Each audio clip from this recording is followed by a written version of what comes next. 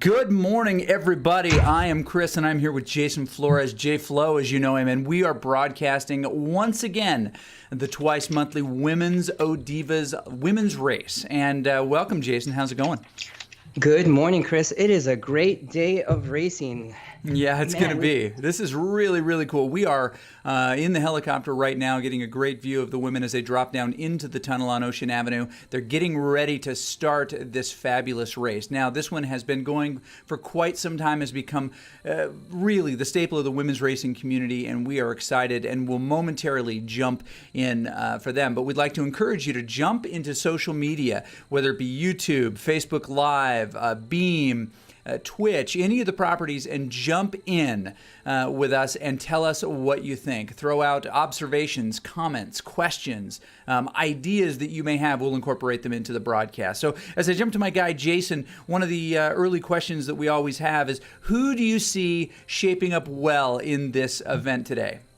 You know, Chris, I was definitely taking a look at the rosters, and there are some return racers that we haven't seen. I was just scrolling through. I know Naveen Jaffa was in the pen when we started. I know Patricia Koch was there as well, and I know Tara Wright, I think, was there. And she was a heavy hitter early on in this series. So I'm looking at some great things in the A group. And then as I scroll down into the B group, I think I saw Liz Comley in there. I know. Yes. I was looking for Kim Beezer, but didn't see the name this morning. So I know a lot of these ladies have been competing in the What's on Zwift Coaches Challenge, so I think there's a lot of really tired legs out. But you know what? A lot of these ladies are still here, so I applaud them, Chris. I applaud them. Yes, absolutely, as we should. Now, tell us a little bit about the course that they're going to be racing today. Yeah, today is actually Volcano Flat. So a lot of us have ridden the standard flat route. It takes us through the tubes like we are now and past Jarvis Tree. But the little twinge, the little turn is through the Sprint Village, or the Italian Village as we call it. It bypasses the S's and then takes you halfway around the volcano circuit clockwise. So that's the little ad. You get a little view of the clockwise circuit, but we also get a couple rises out of it, Chris. And we know what that happens and what happens to the group when we go through that sort of thing. So we'll see how that pans out today. Yeah, and it'll be interesting. We're jumping on board with them now as we look over the shoulder of now, well, on board with Taya Freestead, who is our lead as usual. She wears that beacon, which makes it a little bit hard for her to get away, but I think that she's got a good chance today. Now, a couple of the names that we would expect to see. Tara Wright, the Canadian, of course, we would expect to see in this group. But Beth York from Team PTZ is probably, or PT Z, as they like to be called, is probably our odds-on favorite this morning. There are some other great racers in this group. Carrie Conaber is back in the group again. But as far go, ladies. Go. And we have the word from the commissar that we are go. We are open now, and the race is on. Exciting to see. Let's see how this shapes out early on as we jump back in over the shoulder of our ride leader. We see these start to tick up just a little bit. Well, more than just a little bit. Jen Ahern, the B rider, making sure that she makes this early selection up front. Beth York, as predicted, near the front, if not on it, as they string out to come up this really tricky, slight little push up and over. And you can hear the night train, of course, the commissar pushing hard himself to make sure that he stays with the lead of this group. Now, as we jump on board with Alice Alexander, she's been warming up just a little bit and happened to be able to jump into and make connection with that green jersey at some point on the course. As we jump on with our guy, J Flo, tell us what you are seeing in this group. I am seeing the smart move by the B riders, like Alice Alexander, like Liz Conley. They are trying to make this front break, and there is a separation, Chris, and it's happening pretty quick. We're looking at 3 going on to 4 seconds. So the likes of Jay Ahern, Louise Robinson, they have got to get together if they want to close that gap to make sure that this happens. They're on a flat, so they need to make sure that they get those watts up to close these gaps and make this all back together again. Wow, this is pretty impressive stuff. So as we step stay with your camera a little bit, I see you're over the shoulder of Carrie Conabear, and that's a great spot to be. We managed to get back in with Taya Freestead here, who's actually starting to give away some time to some other folks here. Now, she has some tired legs, as we know from doing some of these coaches' workouts this week. But this group of riders tends to really want to string out here.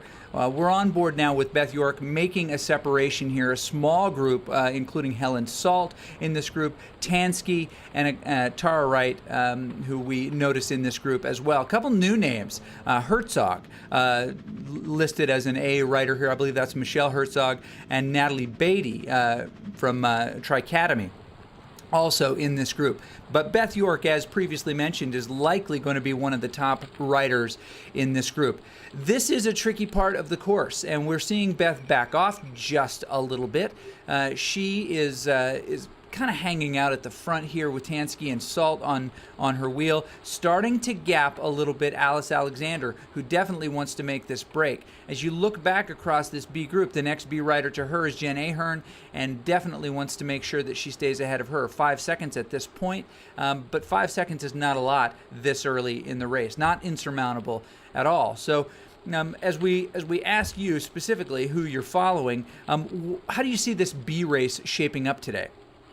Right now, we only have one rider, Alice Alexander, in the B from what I'm looking at, but it looks like the race is happening from Carrie Conabear and Jen Ahern and C. Scott and Alice Webster right behind them. So there's a big group of Bs that are going to come together here, but they've got a couple people lingering in the gap. But again, smart moves by the Bs to go up, but anybody who can get onto those wheels moving forward will be in a good position. But you know what? I think that big group that I was talking about 10 seconds back, that's where the B race is going to be at today. I think you're probably right. Now, the interesting part will be how long can Alice hang on to this main group. We'll continue to call her name in this main group, and you'll follow the B group. That's the nice thing about having two of us on a broadcast like this, is you have the ability to jump back and forth between a couple of different ones. And as we jump back on board with this lead group, we see that it is solidified just a little bit. Helen Salt, Tansky, Alice Alexander, Louise Robinson, Herzog, Jen Ahern now sliding off the back of that group just a little bit, but of course Beth York getting tons of ride-ons, and we can't tell who, of course, is giving her all these ride-ons, but she is a very popular rider on course today. She's sitting on the front of this group, putting in about 4.5 watts per kilo. In her case, that's about 250 watts, 280 watts, steady, heart rate high, 172 beats a minute. That is something worth respecting here. Certainly early in the race. Can she hold it all 3 laps of this race? Hard to know. But my guess is that we will see her really try to manipulate the front of this group as much as she can. So as the group goes by here, about ready to make the big corner up here, we jump on board with them. And you can see overhead that they are strung out. Now Beth, sitting in the middle of that group with that tricolor lightning bolt jersey on white. She's easy to recognize here. You can look across the group and see other ones. Alice Alexander not wearing her primary jersey because she's got the green stuck on her shoulders. I guess there's nothing stuck about that. Helen Salt puts in a push on the front and makes a little bit of a gap to her competitors. They have to respond to get behind her. As they're coming through Butterfly Zone right here, it looks like they are in full mating season. That'll be good for the butterfly population on Watopia in the upcoming year. We're always concerned about the blue and orange butterflies, and will the season be good to them? Will they reproduce like they should? But of course they're in bloom at this time, and that's good news. Beth York drifts to the front here. Tara Wright still in that group. Tansky in that group. Any opportunity for these folks to get away as they move on to the dirt road, Jason, the dirt as they head down toward the volcano? Any chance for them to get away, and when do they put in that dig? So with this, there are 2 different ways of thinking about this. So you can take the opportunity of the ability of riders to kind of not see your avatar and be able to kind of put an effort in. Even though we could see the wattages on the right-hand side, sometimes visually we get kind of lost in the dust, I guess you could say, Chris. Oh, absolutely. But the other place would be is as there's a rise as we come out of here, you want to make sure that you're on top of that pedal to stay with the group. We're still really early on. If we're counting laps, I think we're going maybe 3 laps. We're going to double check on that. But you need to make sure that you've got matches in the bank to make sure that you've got what you need to finish this race today. Taya from the back saying looking strong. Now her legs are a little bit chewed up because she's been doing the Coach's Challenge this week. What exactly is that, Jason? What have these folks been doing? Yeah, so the What's on Zwift Coaches Challenge is actually a pretty great challenge. So it's hosted by whatsonzwift.com. It's presented by Team ODivaZ, and what they did was able to get 6 coaches that utilize Zwift in their training, and they were able to offer us 6 custom workouts to do back-to-back throughout 7 days of the week to challenge them in different ways. So we've got triathlete coaches, we've got crit specific coaches, we've got all around Grand Fondo. So everything, the whole gamut has been slammed together for this 6 days or 6 workouts and 7 days of training for a lot of these riders. But in fact, Taya Friedstedt was not doing the Coaches Challenge. She was actually at training camp, Chris. So she has gone through 3 or 4 days and an amazing views. And if anybody's friends with Taya, the views that she posted, early days was raining, but you know what? She got some great miles out in the real world. And a lot of these ladies are doing the same. If you are friends with any of them on Facebook, I can just be jealous. Yes, absolutely. You know, this group, I mean, it truly does sound miserable the way you describe it there, having to do all of that stuff. I don't know if there are any folks that train to get folks off the back, but I would like to do those workouts myself. We jump back on with you, and we notice that we've got Carrie Conabear alone in her own zone back there, the BRT rider, BR team. What is going on with her? Yeah, so she has been caught in this middle gap. She's actually an A rider. She is just about to catch up with some of the likes of Jay Ahern and our Herzog rider, which are 4 seconds ahead of her. It would be smart to put those 3 together to see if they want to close that gap. Being in the gap, Chris, is definitely difficult. It is pain cave. So you've got to decide whether you're going to go forward or if you're going to fall back to this larger group, which is about 4 or 5 riders. I can jump back to Alice Webster, and they are working well together. That's Natalie Beatty, C. Scott, and Villard. So those riders are actually working together, and those are a group of B riders just behind them. So you've got to make that decision pretty quickly. Yeah, you do. And as she will make that connection with them, it'll be nice for her to have some teammates to make that possible. Now, teammates on the road, that fellowship, that brief, kind of, I guess truce that comes from riders who need each other to be able to outrun the folks behind them and survive the race just a little bit longer. They are about 27 seconds behind this lead group of what looks like about 7 riders. Now this group is doing great stuff together. I take that back. It looks like. No, it is. It's seven riders. We'll give you those names as part of the rundown here momentarily. But as they're coming up toward the caldera here, they're on the outside of the volcano still. We see Tansky, of course, Beth York in that group, Tara Wright, Helen Salt, Louise Robinson, and Koch in that group as well. They come into the caldera now. You can see the bubbling mayhem of the fabulous volcano right here. I can't believe that this is safe. I'm a little bit concerned. I'd like to have a conversation with John Mayfield about the relative safety of allowing riders to ride through an active volcano like this. It seems like it could go wrong at any moment, but alas, they let us do it.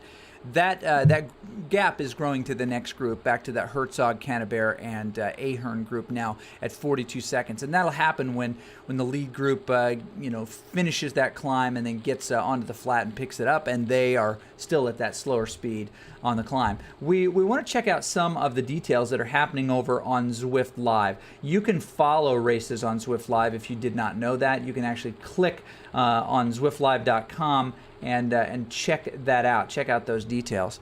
So as they come out here, our main group comes out of the caldera here. We're seeing actually their watts per kilo relatively low. We're seeing it in the 3s. Now occasionally Tara or Alice or Helen or Beth will kick that up over 4, but most of the time they're sitting around 3.5, sitting in, being comfortable. What's going on with this group? Do we have some tired legs? Is this the time to attack, Jason?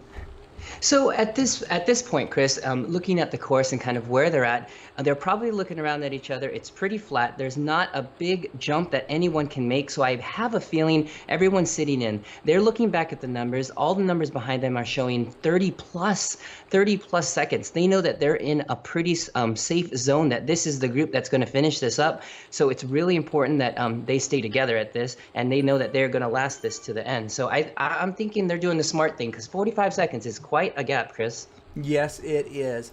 As we look around in this primary group, we have a few of these folks who have a really high, consistent finish. Now, Carrie Conabear has done this will be her third of these races that we have called her name in, and she's always finished really high, first or second. In the third race, she was the second rider across the line and upgraded from B to A at that point.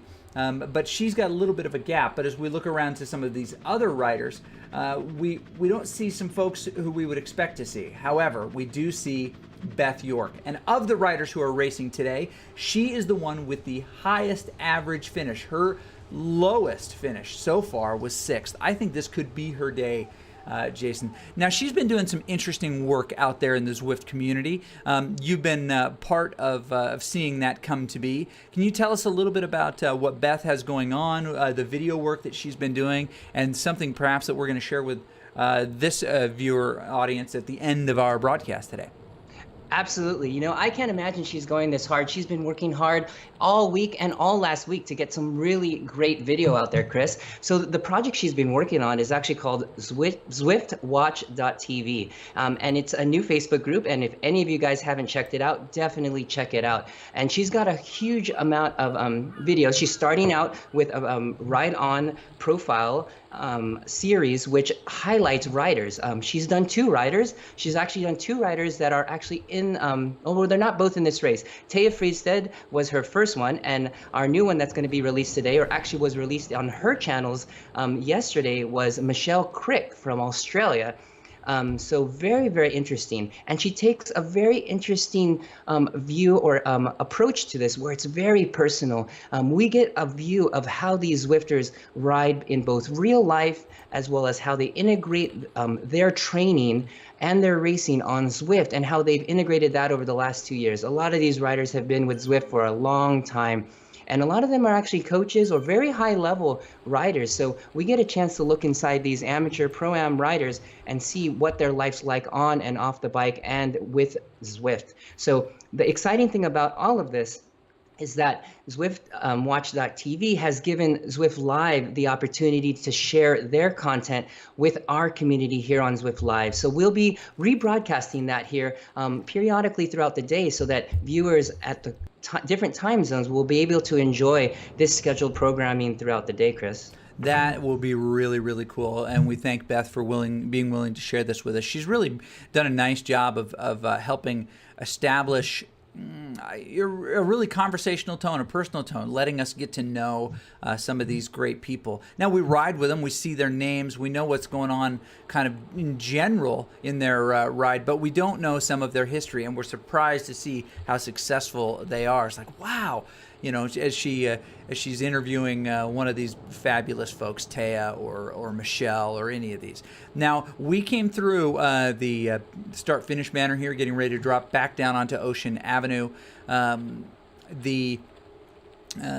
we came through that finish, Tansky jumped ahead as if there were points just to cross that finish line first, and hoping maybe she would grab the orange jersey. Did not happen at this time, but we do still have that sprint jersey on the shoulder of Alice Alexander, which is interesting to see. That green jersey. It'd be nice to be able to identify and give one of those jerseys as the points leader in this race. Maybe as we move into a different part of the year, we'll kick up the record keeping and see if we can't offer some other interesting battles other than just the category battles. As we jump back to you, Jason Flores, we see this small group together here with Cannabear, looks like Ahern, and another. Can you tell us, Herzog, can you tell us a little bit about how this group is shaping up, this chase group?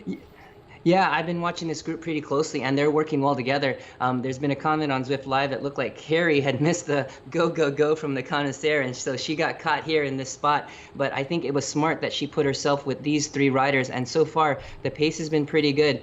There is a B rider and then two A riders in this pack, so they have the opportunity to kind of work with each other and bring each other back.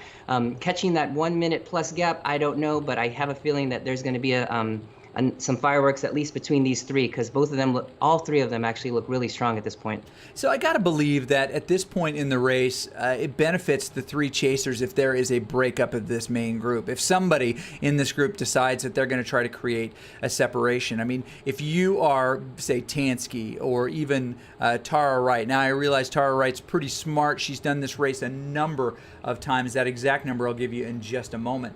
And she, definitely has the legs, the interest to make something like that happen.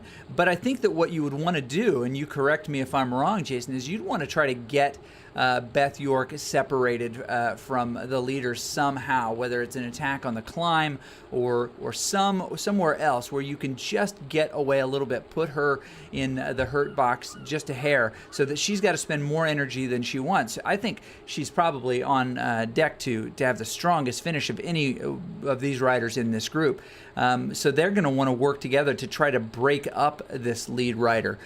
What's the way, if you are a Tansky or a Louise Robinson or a Koch, to animate this race in a way that benefits you?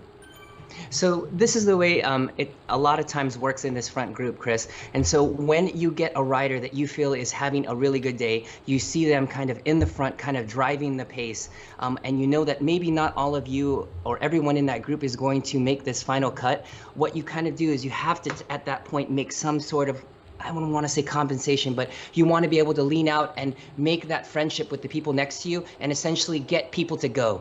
Essentially, motivate them, mush them, be like, let's put down some effort. So I'll be the first, I'll go first, you go next. And so what you want to do is put strong efforts out, 30 seconds on hard, make the whole group go fast, and just know that you're going to be coming back 30 seconds hard. But all within trying not to let that person that you're trying to get away and get tired from. So essentially, you just want to attack, attack, attack. So this helps this works well when there's teammates in this front group, but a lot of times, like in this situation, you get a mixed group, and so you just kind of get people fired up to make attacks and to counter and just keep countering attacks to really fire people up, and it really makes people tired. Yes, it does. Tansky put in a dig as they were coming up and out of Ocean Avenue, past the bones onto the dirt.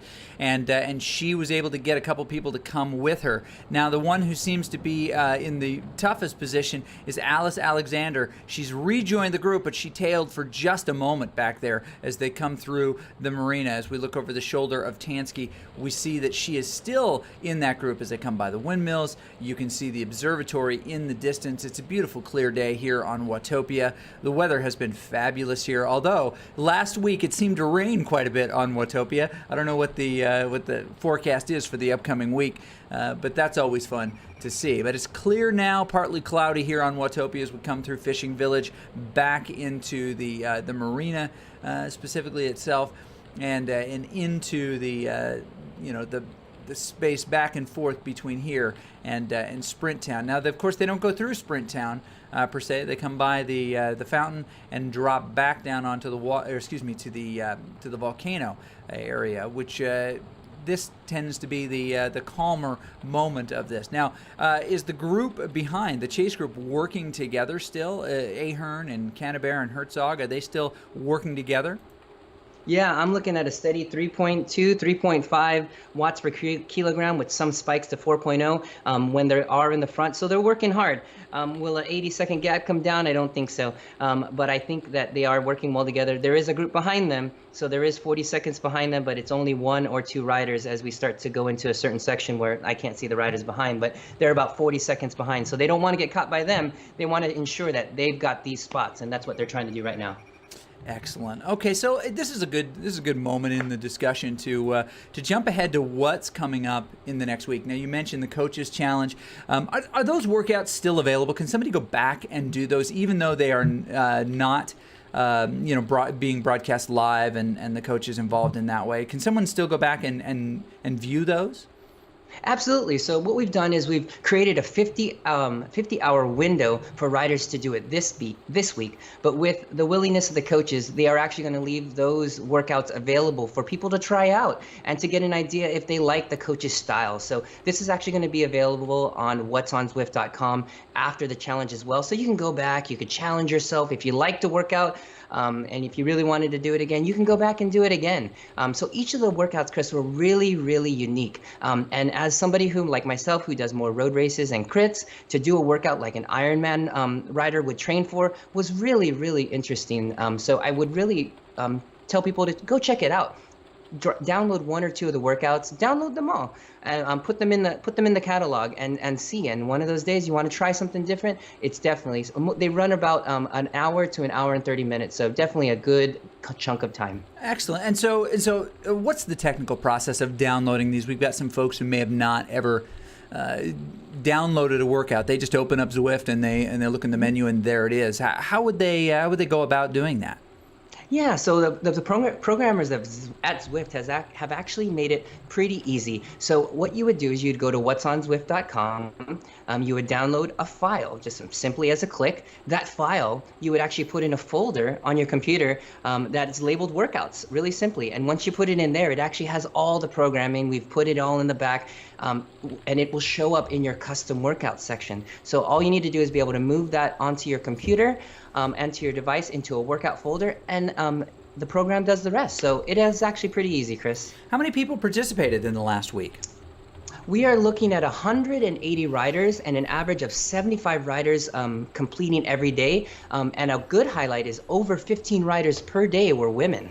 That is really, really cool. Appropriate, of course, to mention some of those who were there in that workout this week, whose legs may be shouting at them a little bit right now. They are strung out a little bit. Tansky in this group, really kind of driving the front. She is interesting. I'm interested to find out how she contributes to this race, because she is kind of the wild card here. We don't have her on the list previously, and that makes for really interesting, I guess, design at this point for how this might shape out. As you talk about this coaches challenge in last week, I understand you also gamified it just a little bit, so that there was kind of a competition going on. Even though they were working out for themselves. Can you just talk a little bit about what how that competition worked and how TSS factored into that? Yeah, absolutely. If anybody who's done a workout on Zwift or has done a workout outside, I mean, obviously we all have power meters, so we do get a stress score or what we call a training stress score for each of the workouts. So the way we were able to gamify this challenge was that each workout actually had a target TSS that each rider had to hit. Depending on the percentage of the amount they went over or under, they were scored points. So for example, if a workout was 100 TSS and somebody got 105, they'd actually get 5 points towards their score at the end of the week. So at the end of the week, those six workouts would actually add together. So the lowest scores at the end of the week actually would win. And we also are tallying points for every single day. So you get your winners for daily wins, and then you're going to have our overall winner here at the end of the week, probably announced on Monday. Oh, that will be cool. That'll be cool to see. Yeah, that's such an interesting piece, because we've got some. I mean, not to call anybody out, but then there's that Justin Wagner guy, and he can create just ridiculous TSS numbers. He can push himself harder than most people, I think. But that is not the point. It's not to just slog out and be a sufferfest. It's to get exactly what you need to out of that workout. And so hitting that target TSS is really important, so that you're not overdoing. You're not creating injury beyond repair. I mean, as most workout is, to create a small amount of fatigue or mild injuries, then refuel, especially with protein, to try to get your body to repair itself and create improvement. Right? That's the process, Coach. So having I guess a target bracket for training stress score really equalizes that and gives you a target and I think in this case a smart reminder for why you should not overdo. Absolutely, Chris. Yeah, it is important as a coach and as I write workouts I have riders go out to hit certain targets. It's definitely easier now that a lot of my riders are on Zwift because I know what they're doing. I know what to expect. And as I interviewed each coach, and you can catch those interviews on the Facebook group, each of them are really happy with the type of results they're getting because it's so focused and it's so structured. I mean, you've been outside, Chris, and I'm going to go Once or out twice, for, yeah. I'm gonna go outside for a tempo ride, and you know what happens? There's a couple riders you meet up with, and it ends up being a slugfest. You Yep. know? Yep. Yeah, exactly. I went and toured our state road race course last week with our buddy David Hoffman, and it was just like, hey, let's just roll out. Let's make this a recovery ride. Let's go preview the course so I can kind of spot some things on the course.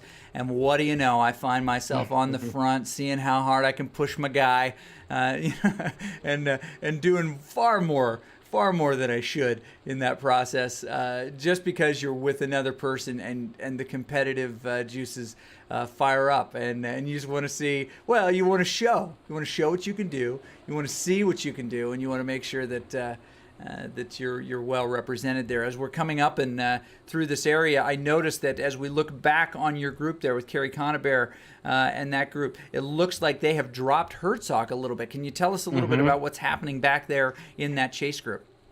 Yeah, it was just on that rise there, and Conabear actually put a little bit of a push, and Jen Ahern was able to match, and now we've got Herzog 4 seconds off the back, still chasing at 3.5, but yeah, that is a big gap to the next rider at 40 seconds. So M. Herzog, we'll see if I think that's Michelle, is going to need to make sure that she gets up on it. She's on 4.2. She wants to get that gap. She wants that wheel back, so she's going to do everything she can to stay with those two riders ahead of her.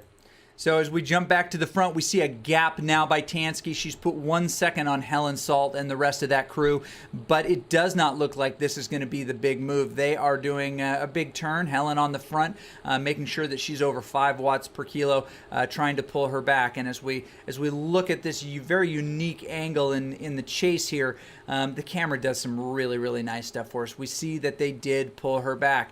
But Tansky just testing the legs of her competitors. Louise Robinson also coming around the front there. She just really mostly just drifts back onto the wheel of Tansky and then by as the momentum and the arrow will do that for you. Push on the front by Koch.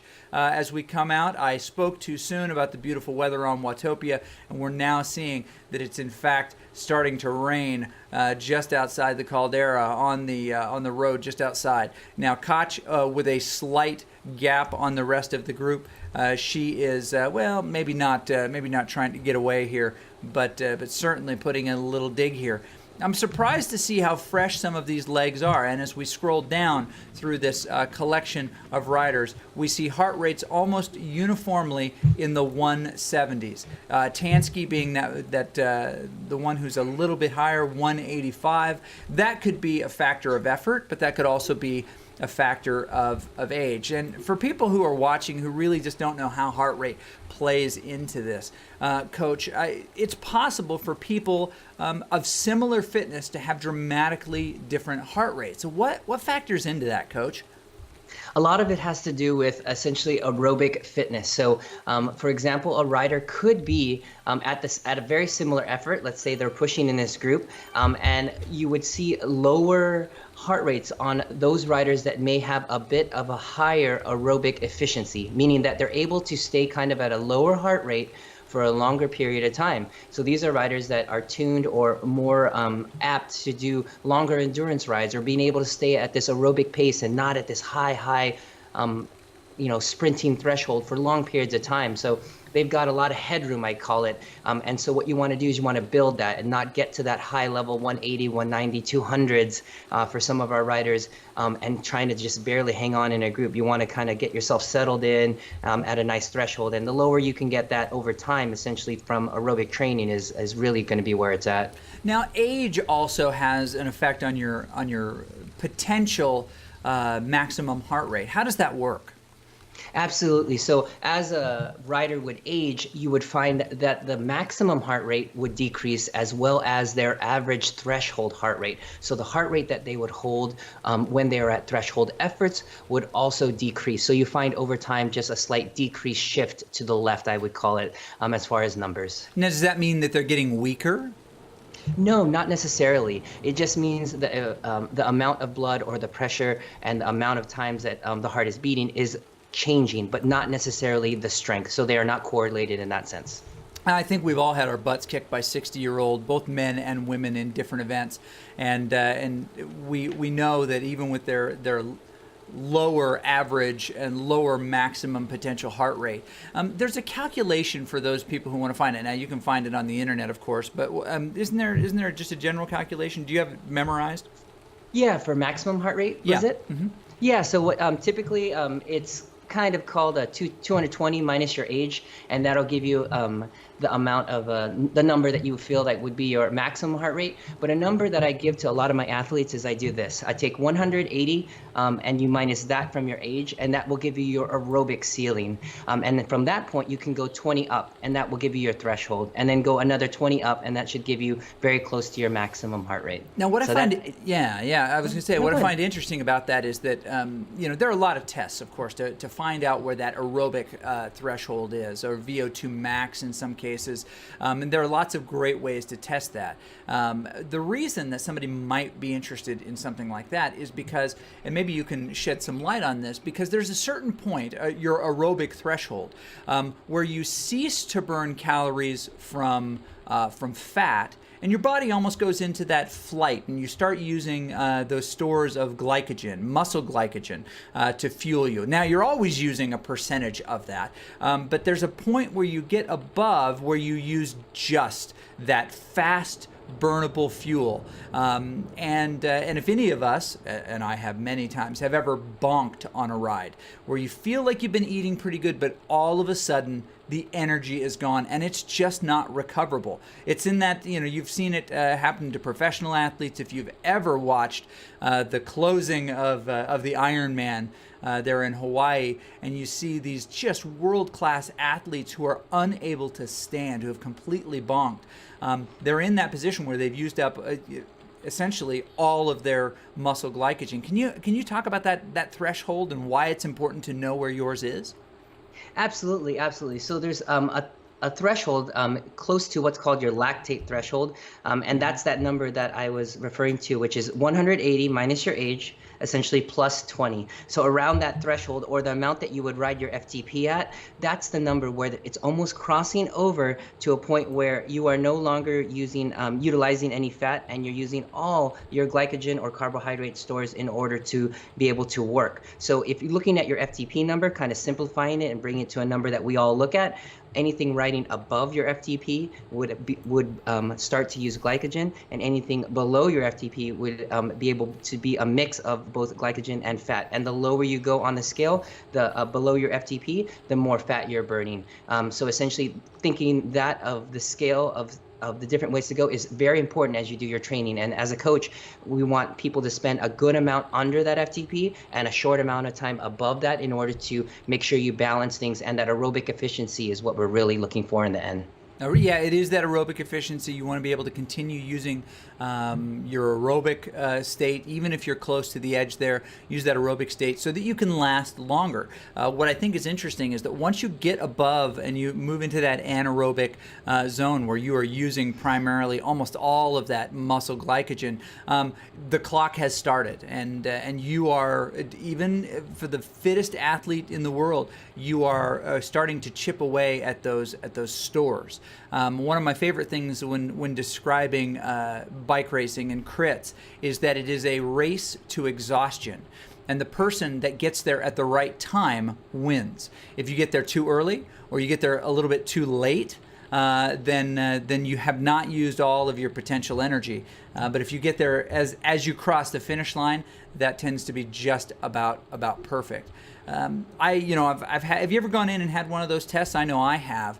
They hooked me up to the breathing apparatus. They put me on my bike, and then they run me through the paces of this stepped workout where I'm spending a minute at each, basically heart rate zone or power zone or effort zone, and they are pulling data to be able to accurately predict the location of basically my lactic threshold, my VO2 max, a number of other pieces of data relative to my overall power output. Have you ever had that done in the lab or the studio?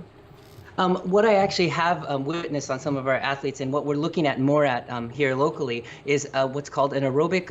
It's actually a crossover point, and the point that we're looking at is a point where there's a crossover of the utilization of fat over into glycogen. And so more so, obviously a VO2 max, we know, or we can say, is genetically coded. A lactic threshold is something that's trained, but your aerobic number, your aerobic efficiency number, is a number that is now in the newer science and research, the number that is actually trainable to look at your aerobic efficiency along everything that we've been talking about here. But I've seen that test done. And so what you want to do is you want to find out when your crossover point is, and then you want to come back in 6 months and see if you've increased that with the training that you've done to increase that crossover point and that utilization on that lower end of fat for that aerobic engine. So one is movable and one is more dictated by genetic, although it'll probably flex a little bit over time, depending on a number of things. If you're now watching this and you're like, this is the most sciencey, lamest broadcast I have ever seen, give me Nathan Guerra right now.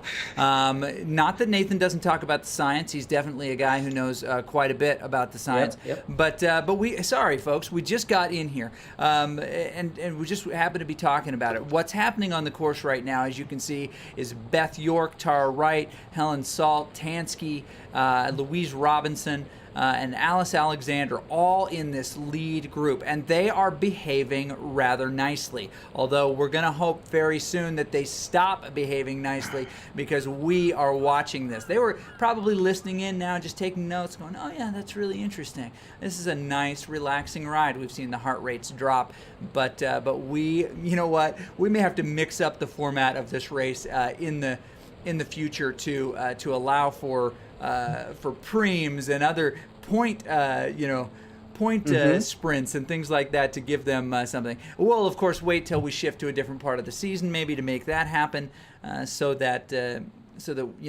we have all of the racers in effect here when we do it. This is an interesting part of the season. We're getting into spring, into summer, and people are trying to, especially on Saturdays, get out a little bit more. Now, some are in different parts of the world and the country. We've got some Aussie riders here and some European riders for whom this still fits nicely into their schedule. But for West Coast U.S., a 5 a.m., 6 a.m. race, that's prep time. That's when you're getting ready to go out and do a killer ride like Taya is. So glad that she's here with us today, despite this big week of training. So as we look across the group here, I've just mentioned the names at the front here. What's going on in that chase group that was at one time 3 riders?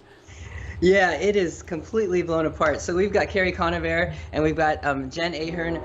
She's 6 seconds behind. And then we have our rider Michelle Herzog, 28 seconds behind there. So we are just blown apart other than the front group here. I'm trying to find if there's any group behind that.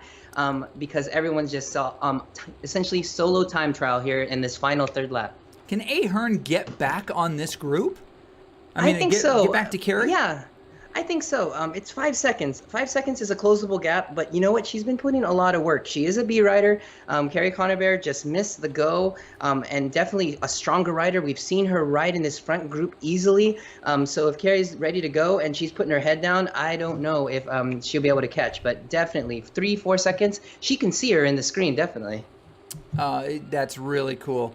Yeah, they are right there. It's just a few seconds. Looks like it's dropped to about 3 seconds by my view. But we've got good behavior, debutante behavior in the main group right now, and it is completely unacceptable. We came here for a fight, not a group ride. So I'm going to call out some of our favorite folks, Beth York, Tara Wright, Helen Salt. You know how this is done, and you've got some newbies in this group, including Tansky, Koch, and and Robinson there. So you are invited to animate this race. Beth York may be taking that seriously. Tara on her wheel. Now, Tara has lost the green jersey. She had it for an hour. So one would expect that would happen. I have not seen her with the Alienware shirt on before. Ooh, a little bit of a dig here. I don't know if this is serious or not. We can make it sound serious by taking what their avatars do and extrapolating unnecessary meaning on it. Beth York looks back, sneers at Helen Salt, and says, "I'm going without you, sister. I don't care about you. You can die on the side of the road for all that I care." And Beth pushes here on the front.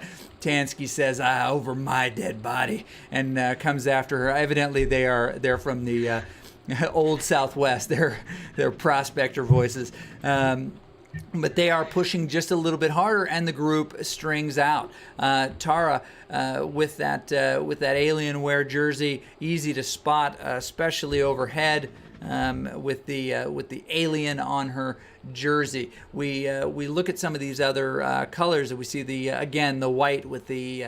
I guess that would be a kind of a mountain, kind of craggy mountain look with the three colors in the PT jersey. We need to reach out and find out what the heck that is meant to be. But definitely some good design here. She drifts to the front. Tara does, but is not too serious about what's going on as they come through the fountain through Sprint Town. So as we I actually found some information here. If we want to talk about KG riders, I've actually been able to pull up C. Tansky, and her first name is actually, I believe, Clara Tansky, and she has very little to no Strava information. But riding this strong and riding this well, she's definitely has some tactics going on as far as that. So I am very, very interested. There's very few results, but definitely knowing what she's doing, she's been riding really smart in this group. But as far as fireworks, I know Beth York has been in a little bit of a recovery week. She's probably trying to come out. So there is no excuse to ride hard today, Beth. This is all you. We are looking for you to make this happen today. Absolutely. No pressure at all, Beth York, but it's all up to you. Tansky hears her name called and puts in a little bit of a push. We see a separation just slightly in the group. Sticky wheel for Helen and Alice. It looks like they're still there, but they're kind of drifting back just a hair. They try to come back together. We recognize with Helen, with that white and pink jersey on her shoulders, she'll be easy to identify in the group as well. Beth now on the front again. No pressure, Beth, but it's all up to you. Now, Tansky, some might be thinking, well, Tansky, she's brand new. And we don't have much info on her. You know what? Not everybody likes Strava. Not everybody uses Strava in the same way that many of us do, as a way of connecting socially with our riding friends and giving them kudos, tracking our performance, tracking our fitness and things like that. Some people come to it late, and some people use it differently. That may be the case for Clara here. But what we do know is that as we look on board, we see that her heart rate is true. It's consistent with the other riders around her, that her watts are true. She's doing the same effort of those folks around her. So it's completely believable in that sense. Now, I would be concerned if we had a brand newcomer who is riding about the same watts as everybody else around her, but 20 to 30 beats per minute lower in heart rate. That's kind of a tell that things are not working the way they want. And the hardest thing to fake, and frankly, something that no one would just waste their time faking, would be heart rate in an environment like this. It's just not worth it. I don't know why, historically, especially at the early days of Zwift racing, we saw a few of those heart rate anomalies where people were modifying their setups to get more fake power, and to do these things. It just isn't worth it. Hollow victories. It's more fun to just race with people of your ilk and your training level and your relative fitness than it is to go out and try to beat the really high performers in the world. As we come up the little bit of a climb here, about 4.5%, 5% coming up to enter the Caldera. We string out just a little bit more with these riders, but it looks to be the same group. No big moves yet. We'll take another look back at your view, J-Flow, to find out what is happening. And it looks like you are ready to have that big finish there. Our team car already across the line to give us that final leaderboard, which is fabulous. Okay, so we'll stay here with this group rather than risk, but it looks like we have lost Alice Alexander out of that group. Well, right now, she is the #1 B rider on the course, which is great to have. Now, Alice has a long and storied history with this race. She is one of the names that we call the most often, but as I look through this list, she's been active throughout, but she has not yet had just a straight up win in this group. She's had a 14th. Oh, I take that back. She has won this race in the past. Her average finish is 9th. She's had a total of 4. This is her 5th race, Alice Alexander. She finished 14th. She finished 17th. Then, in the 4th iteration of this race, she had a podium finish, her first, second. And the last time we did this race, about 3 weeks ago now, she won the race. Now, there's an opportunity for her to win again, unless Carrie can pull back about that 2 minutes on her to make that happen. Do you see that as a possibility, or do we anoint Alice the winner of the B group this time? No, there's only a little bit of racing here left, Chris. We are in the volcano now, so as we come out of here, we're headed to the start-finish area. So there is only a little bit to go, and that is a big gap, unfortunately. But we need to applaud Alice for the great work that she did. She put herself in the front group, and really, you know what? She didn't need to finish with this group. She just needed to hang on enough to get a big enough gap. And really, if we were looking at points, let's say for this category, she did the right thing. Yeah, she did. She made that main group at the time that she realized that she had a proper gap on her competitor.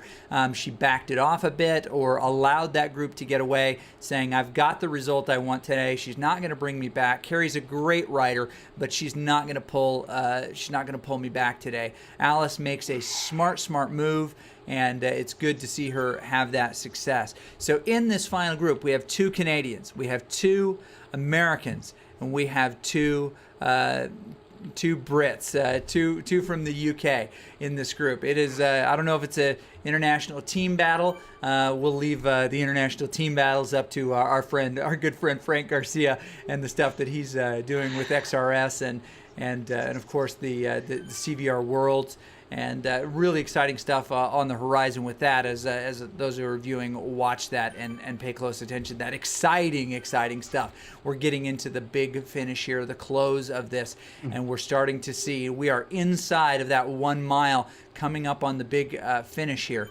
Now, on the front, we've got Louise Robinson.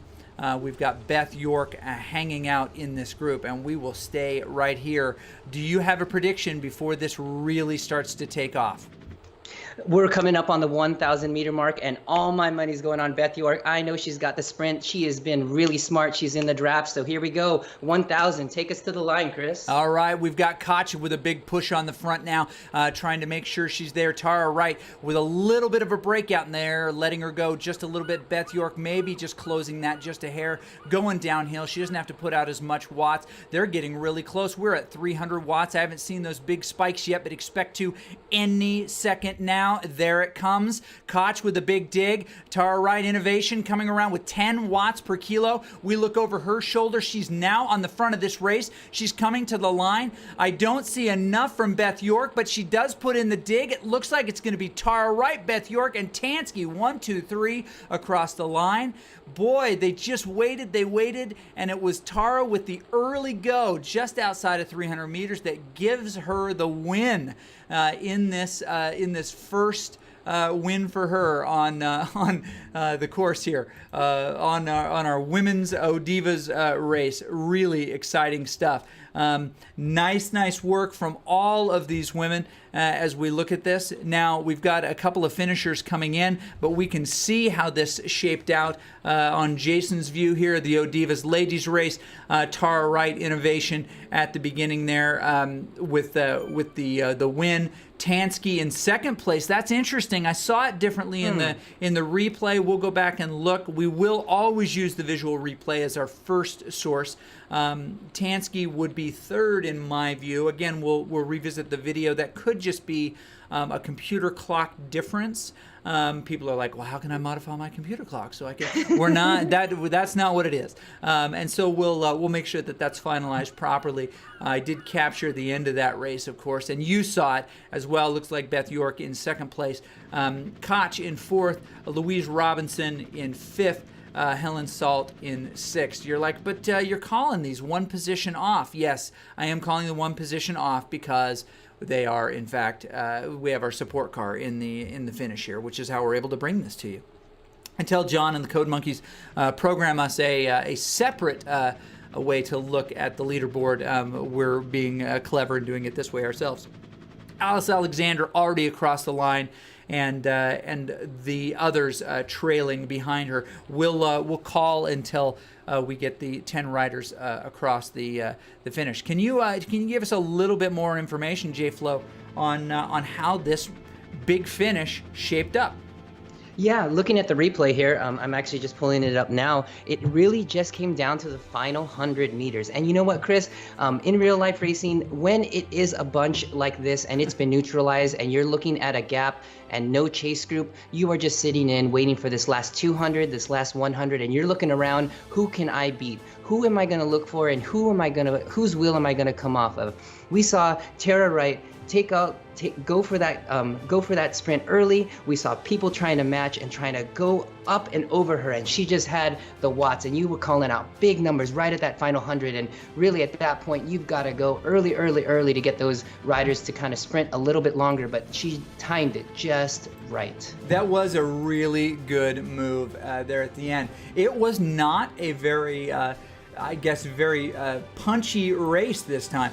They got a good, heavy, I would say almost a time trialers, kind of process there early on. They were doing steady watts. People would drift to the front briefly, take over just briefly, but really not try to get away. A couple of simple digs by Tansky early on, but nothing that would denote, an absolute slugfest. As we look at the chat here, we want to say thank you to all those who chimed in and were a part of this race today. Some nice comments coming from the group. We always appreciate the community voice in here. Kyle Augustine, the Tara's riding under Innovation Cycling now in the Alienware on the green bike. Thank you, Kyle. That's awesome. Pete Donahoe dropped a video on how to add a custom workout. We appreciate Pete Donahue, and just a lot of great commentary from our folks on course today. So we appreciate them and their willingness. Sarah Quinton, Taya Freestead, all these folks who normally are in this race, sending their love. Carrie said got distracted. No, we appreciate it. So thank you for joining us today. At the conclusion of this, which is coming up real soon, we are going to show that fabulous video, the Ride-On Rider profile created by our friend Beth York. Immediately following this, you're going to want to stick around for that. Any thoughts on the way out? No, everything was, oh man, this is definitely a different race today, but I am very excited for the next one. And you know what? More and more, this women's cycling series is getting more and more attention, Chris. I can't wait. It's going to be awesome. Thank you so much for joining us, and we'll see you guys next time.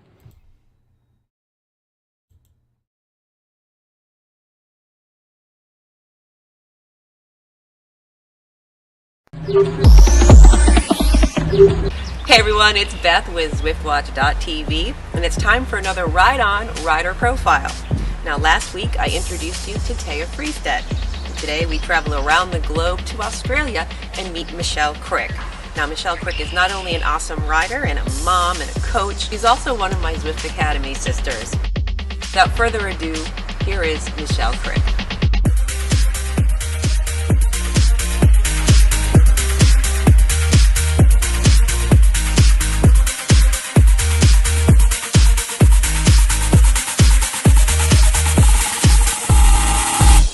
Michelle and I'm from Adelaide in South Australia. I've been cycling for over 5 years and I've been using Zwift for about 18 months. One of the best aspects of the Zwift community is meeting and chatting with other women across the world. Here in our pocket of South Australia there are a good number of women out cycling, but it just goes to show you the depth and scope of people when you have people from America, UK, Europe, Indonesia, Hawaii, and you're chatting with them and you're riding with them and they inspire you. When you're out there on Zwift you get a ride on and you're like, so how's so-and-so doing? They give you a ride on, it spurs you on to finish that next interval, and the whole aspect with the Zwift Academy was fantastic. You know, we met lots of people trying to achieve the same thing. It was fantastic. The Zwift community has been the best thing for me. I'm a member of a few groups online. I'm a member of the Aussie Hump Day Ride, which I also help lead now. Met great Australians there, and in the real life at Tour Down Under. I'm also a member of the ODivaZ group, and I actually now lead a women's group ride on a Monday morning here in Australia, encouraging women into Zwift. I love that. I love that chance to share my passion with other people on Zwift. I've been quite lucky. I've met quite a lot of people through social media and in real life here in Australia. I was very lucky to meet Mike McCarthy, Steve Beckett and Kate Burrenew from Zwift HQ at the recent Tour Down Under community event. I also got to meet superstar Zwift Academy rider Leah Thorvaldsen and watched her race at some local crits races here, which was absolutely amazing to see her racing on the local ground. It was amazing, and actually be able to put people's faces to names. I've raced out in the real world, as you guess you'd call it, for about 4 years, maybe 4.5 years now. I mainly race on the road, but I also have raced cyclocross. But my main racing I love is time trialing. I have raced on Zwift as well recently. I did a KISS women's only race. It was actually quite a convenient time for me, it was actually really hard because you have to work with the game dynamics, and I find that harder than racing in real life because you've got to try and work out trying to get past slower people, and you've got to rely on the game to get you past when you're pushing past other people. I've never classed myself as much as an athlete. I used to just run just to keep fit and healthy. But now I find with cycling, which is my passion, I am stronger and fitter than I ever have been. My favourite way to keep fit now is definitely on the bike. I love being out climbing hills and then descending down the other side and sharing the passion of the sport with other people. Zwift has been an invaluable training tool for me as a cyclist to be able to train throughout the year and stay fit. It's very safe and a supportive environment. I've had some great successes on and off the bike, and primarily the successes on the bike have been due to Zwift. I've been able to train longer. All the way! I've already achieved a couple of the goals I set out to back last year.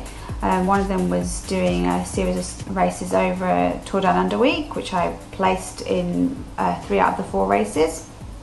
The second was a stage race in February, and I was on the winning team at the Tour of Goa. That was quite an achievement. That's my first ever stage race that I ever competed in. And then in June I plan on trying to retain my Masters time trial title and hopefully improve my time. When I'm not riding, I tend to think about riding, talk about riding and program riding. I'm a full-time cycling coach, so I coach primarily juniors getting into the sport through a talent ID program, and I also have my own business where I coach elite athletes through to masters athletes into the sport. But I also do love to read and to travel. There are a couple of other things that I do think about other than cycling. I've quite a lot of riding experiences which I've loved and I feel proud about. Probably one of the most recent was a gravel ride I did, which is 80 kilometres of gravel with 1500 metres of climbing. I've also climbed a HC climb in Victoria, Australia. Another experience was probably riding my first pretzel on Zwift. That was pretty tough. But I'd say my proudest moment is now being able to share the sport I love with my children.